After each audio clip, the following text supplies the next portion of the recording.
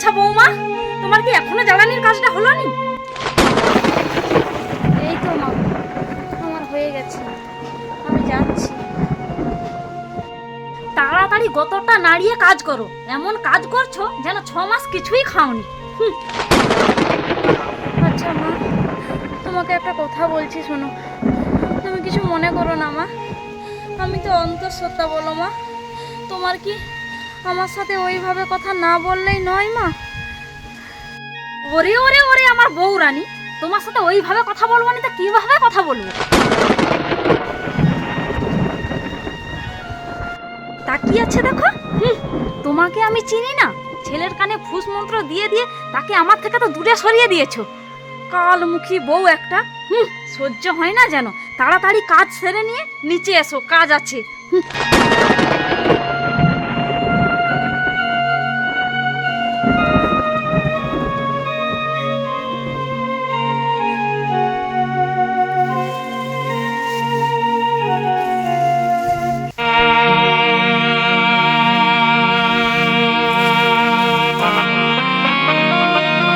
এই, ওভাবে ধীরে ধীরে আনাজ না কেটে তাড়াতাড়ি আনাজ কাটো, ছেলে আসার সময় হয়ে গেছে। আর আনাজ কেটে তাড়াতাড়ি রান্না করো, আর রান্না করে নিয়ে চলে যাও গরুর জন্য 1 গামলি ঘাস কেটে নিয়ে আসো।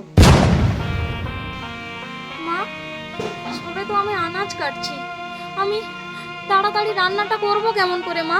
তুমি বলো। কি কি কি কি বললে তুমি?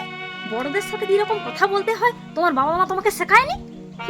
তুমি তো দেখছি বাপ বললেই শালা বলো। আচ্ছা মা, কোথায় কোথায় আমার বাবা মাকে নিয়ে কেন তুমি এমন কথা বলো? বলো মা, আমার বুঝি কষ্ট হয় না মা? কষ্ট হয় না? বৌমা আর ছেলে বাড়িতে আসুক, তোমার একদিন কি আমার একদিন, কিভাবে মুখে মুখে তর্ক করা। তোমাকে যদি এই বাড়ি ছাড়া আমি না করতে পারছি, আমার নামও তাহলে মিনতি নয়।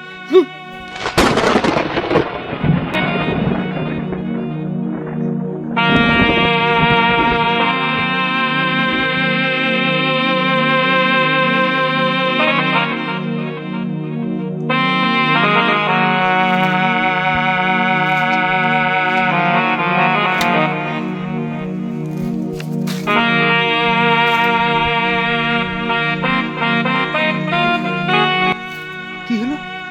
সুস্মিতা ঘাস কাটছে এত দুপুরে?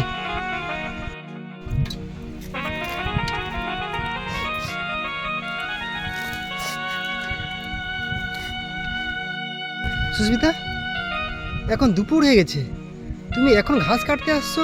কে বলেছে তোমাকে ঘাস কাটতে? বলো, কে বলেছে? না তো, আমাকে কেউ ঘাস কাটতে আসতে বলেনি, আমি একাই এসেছি।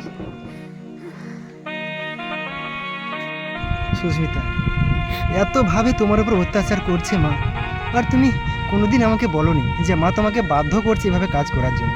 কেন গো, কেন? তুমি তো একবার বলতে পারতে আমাকে যে মা এভাবে আমার উপর অত্যাচার করছে, তুমি তা বলোনি আমাকে। না গো না, তোমার মায়ের কোনো দোষ নেই, সব দোষ আমার এই কপালের গো, আমার এই কপালের। যাই হোক, তোমাকে আর ঘাস ছিঁড়তে হবে না, আমি নিজে কাজ করে দিচ্ছি।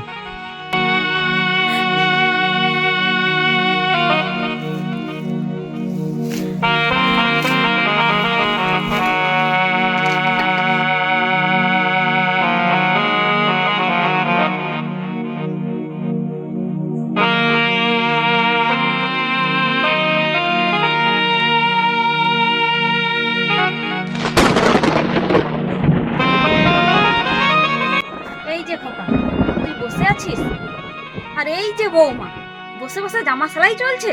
তোমার কোনো কাজকর্ম নেই তো দেখছি। না মা, তোমার বৌমার কাজ নেই। কাজ থাকবে কেন? আসলে কাজ থাকতেই পারে না। এই সংসারে সমস্ত কাজ তো তুমিই করো না, তাহলে সমস্ত কাজ যদি তুমি করে থাকো তাহলে সে আর কি করবে বলো? তাই তো বসে বসে টাইম পাস করছে। ও, তুই না বাড়ি আসতে না আসতেই বৌমা তোর কানে ফ্লু মন্ত্র দিয়ে দিয়েছে? না মা, না, ও আসলে কোনো দিনই তোমার কথা আমার কাছে বলেনি। তুমি ওর উপর যতই অত্যাচার করো, যতই অনাচার করো, কোনো দিনই বলেনি যে মা আমাকে এটা বলেছে সেটা করেছে। আসলে কি জানো, আমি যেহেতু তোমার বৌমাকে ভালোবেসে বিয়ে করেছি, আমি ওর মুখ দেখলেই বুঝতে পারি যে তুমি কিভাবে ওর উপর অনাচার করো, কিভাবে ওর উপর অত্যাচার করো দিনের পর দিন, শুধু একদিন নয় মা, দিনের পর দিন। তুমি ওভাবে মায়ের সাথে কেন কথা বলছো বলো? একদম ওইভাবে মায়ের সাথে কথা বলো না, আমার খুব খারাপ লাগছে। কেন বলবো না, কেন বলবো না বলতে পারো? সকাল না হতে হতে তোমাকে উঠতে হয় রান্না করার জন্য, আর 5 মাস প্রেগনেন্সি অবস্থাতে তুমি গিয়েছো ঘাস কাটতে দুপুরবেলাতে। দিনের পর দিন এভাবে চলতেই আছে। সকালবেলা রান্না করো, রান্না করার পর আবার বাড়ির সমস্ত কিছু কাজ তোমাকে সামলাতে হয়। বলবো না, শুধু তুমি চুপ করে থাকো বলে আমি কিছুই বলি না। তোমার কিছু অভিযোগ থাকতেই পারে না মার উপর? আসলে তুমি তো মাকে নিজে থেকে বেশি ভালোবাসো না। আর মা তুমি, তোমার জবাব নেই মা। দিনের পর দিন তুমি ওর উপর অনাচার করে যাচ্ছ, দিনের পর দিন। এগুলো ঠিক নয় মা, ঠিক নয়।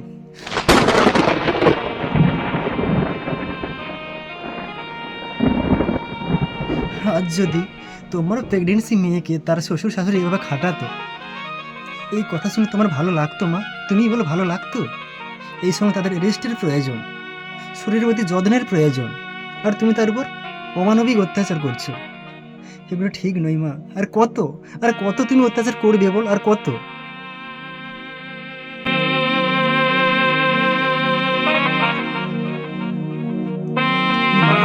মেয়েরা অনেক আশা, অনেক অনেক ভরসা নিতে স্বামীর বাড়িতে আসে সংসার করার জন্য, সংসার না করার জন্য নয়। আর তুমি তার উপর দিনের পর দিন অত্যাচার করেছো। ও আসলে তোমার কথা কিছুই বলে না আমাকে, কেন জানো? ও ভালো করে জানে যে তুমি হার্টের পেশেন্ট, যদি তোমার কিছু হয়ে যায় তাই ও নিজেকে ক্ষমা করতে পারবে না বলেই কিছু বলে না আমাকে। আর তুমি তার উপর, আমার ভাবতে কেমন একটা লাগছে যে আমি তোমার মতো মায়ের সন্তান। সত্যি বলছি, ভাবতে আমার কেমন একটা লাগছে, ঘৃণা লাগছে, আমার মা ঘৃণা লাগছে।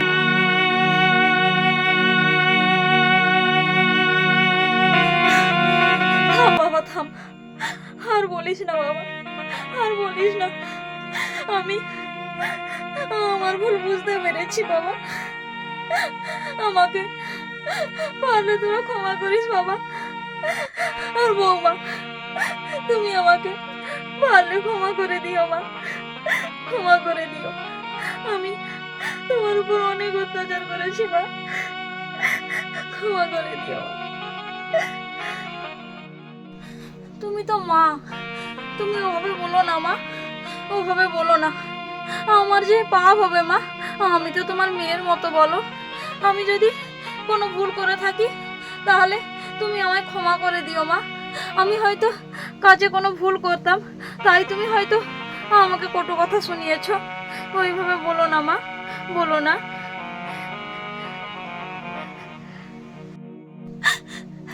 এত কাছে থেকেও আমি তোকে চিনতে পারিনি মা, তোকে চিনতে পারিনি। তুই যে আমার বাড়ির লক্ষ্মী মা, বাড়ির লক্ষ্মী।